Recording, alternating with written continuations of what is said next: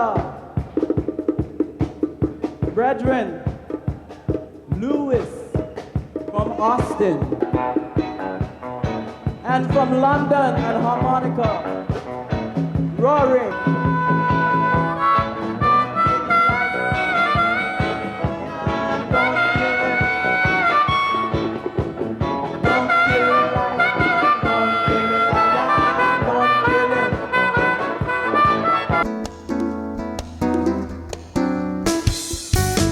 The next section of recorders I want to talk about is the Teac Tascam. This is probably one of the most interesting things to me is how this developed. And I'll share with you a little bit about what I've learned about the Concertone Teac connection. And it's interesting that over time, as they developed their multi-track recorders, that in the end, they evolved into building recorders for the Ampex Corporation, which is one of the top recording manufacturers in the United States. The audio system that they had developed. As I was researching all the different companies, I know they say all roads lead to Rome, but it seems like a lot of the manufacturers led back to Teac.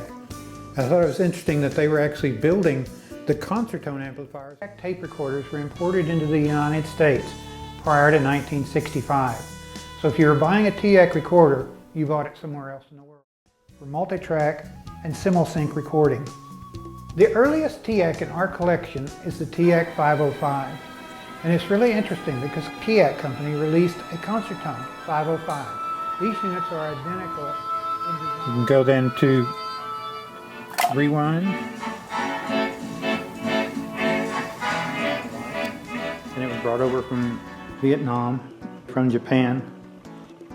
This is the Teac 4010S. But this time musicians had determined that this was a very useful unit for developing their music, and Teac implemented the simul-sync push-button switches on top of the head cover. You can distinguish the difference between those with the chrome inserts, the 1968 to 73 models.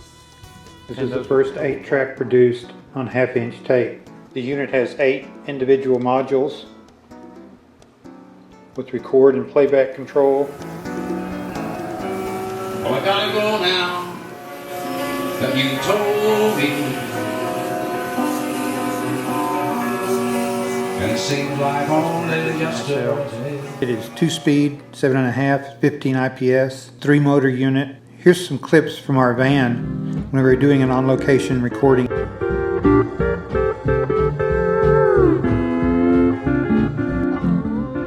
This is a Teac A3340. This was released first in 1972 and was still available in 1978 before it was replaced by the 3440. We used this unit in some capacity for almost 20 years. The MB20 meter panel, and we also got the Teac A. Darkness comes back, the coldness comes in us all. Recorded songs several times, and with a razor blade, cut up and spliced together the best passages in each take. Record them at separate times, and if 2 channels were good, how about 3, or 4, or 24? So we're basically using the Model 5 mixer to control this side of the studio. This Model 5 then feeds into actually Model 1. The Model 5 mixer has 8 channels in. This unit down here, which is the DX8, which is the noise reduction unit that goes with it. A live presentation of Willie Nelson.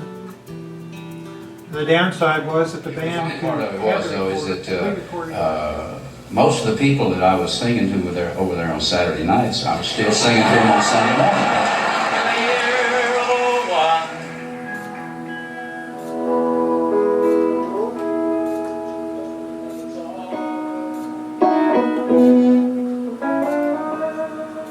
It's only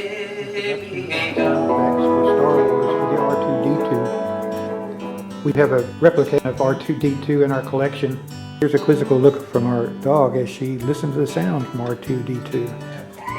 15 IPS, has pitch control. This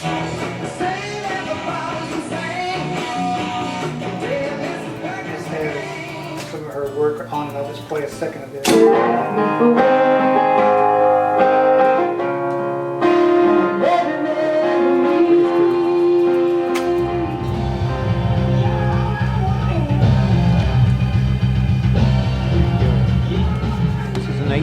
recording 7.5 IPS machine with the mixer built in.